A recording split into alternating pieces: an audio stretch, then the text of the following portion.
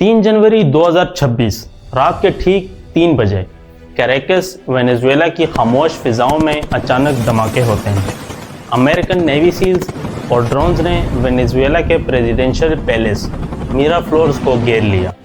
25 साल की सियासी दुश्मनी, माशी पाबंदियों और नाकाम मुज़ाहिरात के बाद अमेरिका और वेनेजुएला की यह खामोश जंग अचानक एक खौफनाक मोड़ पर आ गई है। ये उस जंग की आखिरी फसल थी जो कभी डिप्लोमेटिक ऑफिसेज में लफ्ज़ों से लड़ी जाती थी और अब हवाई हमलों से लिख दी गई है। 150 से ज़्यादा अमेरिकन वॉर प्लेन्स ने वेनेजुएला के आसमान को ढक लिया। 3 जनवरी 2026 को अमेरिका ने ऑपरेशन एब्सोल्यूट रिजॉल्व के नाम से एक अचानक फौजी हमला किया। कैरेकस में एयर स्ट्राइक्स की और ग्राउंड रेड्स की गईं। प्रेसिडेंट निकोलस मडूरो और उनकी बीवी सिलिया फ्लोरेस को गिरफ्तार कर लिया गया। सुबह होते होते मडूरो और उनकी बीवी सिलिया फ्लोरेस न्यूयॉर्क की तरफ उड़ चुके थे। लेकिन ये सिर्फ एक रात की कहानी नहीं है, ये कहानी है दुनिया के सबसे बड़े तेल के ज़खायर की, $50 मिलियन के इनाम की और उस इंसानी बहरान की जिसने पूरे बरे-आज़म को हिला कर रख दिया। ये कहानी शुरू होती है उस वक्त से जब वेनेजुएला दुनिया के सबसे अमीर मुल्कों में से एक था, जब उसकी सड़कों पर खुशहाली थी और उसकी ज़मीन के नीचे सोने से भी कीमती चीज़ दबी हुई थी। Venezuela United states of America के साउथ की तरफ वाक़ है। अगर आप मैप पर देखें, अमेरिका यूएसए बरे-आज़म नॉर्थ अमेरिका में है। वेनेजुएला बरे-आज़म साउथ अमेरिका के बिल्कुल ऊपर वाले हिस्से पर है। वेनेजुएला साउथ अमेरिका के बिल्कुल टॉप पर है और इसका पूरा साहिल कैरेबियन सी से लगता है। अमेरिका के लिए कैरेबियन सी उसके बैकयार्ड की तरह है। अमेरिका के लिए ये सिर्फ एक मुल्क नहीं बल्कि उसकी दहलीज पर एक खतरा था। फ्लोरिडा से वेनेजुएला का फासला इतना कम है कि यहाँ रशिया या ईरान की मौजूदगी अमेरिका की कौमी सलामती, नेशनल सिक्योरिटी के लिए एक बड़ा चैलेंज है।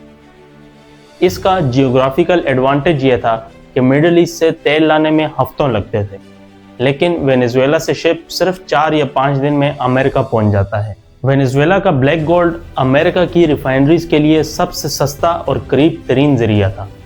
इस फासले की कमी ने वेनेजुएला को अमेरिका की मईशत की रग बना दिया था। वेनेजुएला पनामा कैनाल के बहुत करीब है, जो कि दुनिया की अहम तरीन तिजारती गुजरगाह है। अगर वेनेजुएला में कोई हॉस्टाइल ताकत, दुश्मन जैसे रशिया या चाइना बैठ जाए तो वो अमेरिका की इंटरनेशनल ट्रेड को ब्लॉक कर सकता है। वेनेजुएला की गहरी बंदरगाहों और लंबे साहिल ने इसे स्मगलर्स की जन्नत बना दिया। अमेरिका का दावा था कि इन ही रास्तों से कार्टेल द लॉस्ट सोल्स हर साल टनों मंशियात अमेरिकन शहरों में फेंक रहा है। वेनेजुएला का बॉर्डर कोलंबिया और ब्राज़ील से मिलता है। अमेरिका के लिए वेनेजुएला को कंट्रोल करने का मतलब पूरे साउथ अमेरिकन कॉन्टिनेंट पे अपना इन्फ्लुएंस कायम रखना है। वेनेजुएला हमेशा से ऐसा नहीं था। 1990s में ये लैटिन अमेरिका की सबसे चमकती हुई मईशत थी। एक वक्त था जब अमेरिका वेनेजुएला के ताल्लुकात निहायत खुशगवार थे। वेनेजुएला तेल का एक बड़ा एक्सपोर्टर था और अमेरिका उसका सबसे बड़ा ख़रीदार। मगर वक्त बदला और ताल्लुकात में दरार आना शुरू हुई। 1999 में हुगो शावेज के इक़्तिदार में आते ही हालात बदल गए। शावेज ने एंटी यूएस और सोशलिस्ट एजेंडा अपनाया। इस टकराव को समझने के लिए हमें 1999 में वापस जाना होगा, जब हुगो शावेज ने बोलिवियन रिजोल्यूशन का नारा लगाया, कहा हमारा तेल हमारी मर्जी। उसने वादा किया था कि वो वेनेजुएला को अमेरिका की मोनोपोली से आज़ाद कराएगा। उस वक्त तेल की कीमतें रिकॉर्ड सतह पर थीं। उस वक्त तेल की कीमत $140 पर बैरल तक पहुंच गई थी। शावेज ने इस पैसे को गरीबों की वेलफेयर पर लगाया और अपने मुल्क में सोशल प्रोजेक्ट्स और अमेरिका के खिलाफ एक नया ब्लॉक बनाने के लिए इस्तेमाल किया। लेकिन दुश्मनी की असल बुनियाद 2007 में रखी गई, जब शावेज ने अरबों डॉलर्स की अमेरिकन ऑयल कंपनियों को नेशनलाइज करके उनके असासे कब्जे में ले लिए। एक्सन मोबिल और कोनोको फिलिप्स जैसी अमेरिकन कंपनियों को नेशनलाइज कर लिया गया। अमेरिका के लिए ये माशी जंग का आगाज़ था। शावेज के बाद 2013 में निकोलस मडूरो इक़्तिदार में आया, मगर उसकी किस्मत ने साथ नहीं दिया। तेल की कीमतें गिरने लगी और वेनेजुएला की मईशत तिनके की तरह बिखर गई। पैसा ख़त्म हो गया लेकिन खर्चे वही रहे। नतीजा हाइपर इन्फ्लेशन। एक कप कॉफ़ी की कीमत लाखों बुलेवर्स में पहुंच गई। जब आवाम सड़कों पर आई तो मडूरो ने आयरन फिस्ट सख्ती का इस्तेमाल किया। 2015 में अमेरिका ने वेनेजुएला को अपनी सलामती के लिए ख़तरा करार दिया। 2015 से 2019 तक मैक्सिमम प्रेशर की पॉलिसी अपनाए रखी। अमेरिका ने मडूरो की हुकूमत को मानने से इनकार कर दिया और उनके तेल बेचने पर पाबंदी लगा दी। इसका नतीजा ये निकला कि वेनेजुएला में महंगाई 10 लाख% तक पहुंच गई और लोग भूख से मरने लगे। मडूरो पर $50 मिलियन का इनाम रख दिया गया और उन्हें नार्को टेररिस्ट करार दे दिया गया।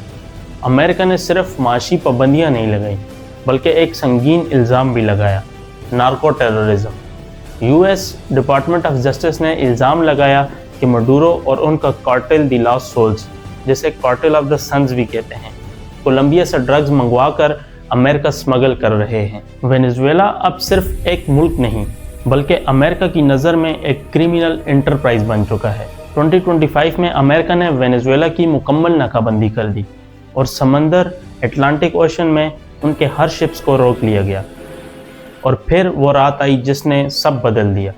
3 जनवरी 2026 अमेरिका ने ऑपरेशन एब्सोल्यूट रिजॉल्व शुरू किया। ड्रोन्स ने मडूरो के कम्युनिकेशन सिस्टम को जाम कर दिया।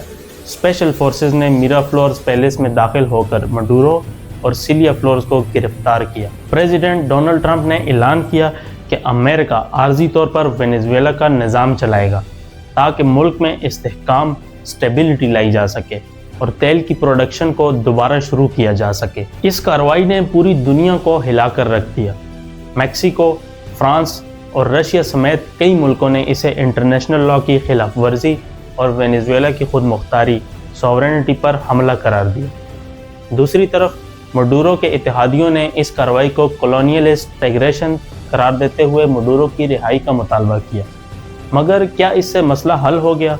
हकीकत यह है कि 2014 से अब तक तकरीबन 8 मिलियन लोग वेनेजुएला छोड़कर जा चुके हैं।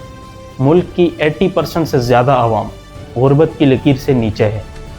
करेंसी की कोई कदर नहीं रही और मुल्क की सड़कों पर अब भी हथियारबंद गिरोह मौजूद हैं। अमेरिका का कहना है कि वो मुल्क का निज़ाम तब तक चलाएगा जब तक एक नई जमहूरी हुकूमत नहीं बनती। मगर दुनिया पूछ रही है कि क्या ये वाकई आज़ादी है या सिर्फ तेल पर कब्ज़ा करने की एक नई कोशिश। अमेरिका कहता है कि आज़ादी है, रशिया कहता है कि ये तेल की चोरी है। मगर कैरेकस की सड़कों पर खड़े उस गरीब इंसान के लिए जिसके पास ना खाना है ना उम्मीद, ये सिर्फ एक नया मालिक बदलने जैसा है। क्या अमेरिका वाकई वेनेजुएला को दोबारा खड़ा कर पाएगा या यह खित्ता एक नई और खूनी प्रॉक्सी वॉर का अड्डा बन जाएगा? फैसला वक्त करेगा। अगर आपको ये वीडियो इन्फॉर्मेटिव लगी तो इसे लाइक कर दें, कमेंट सेक्शन में अपनी राय ज़रूर दें और चैनल को सब्सक्राइब कर दें। मिलते हैं नेक्स्ट वीडियो में।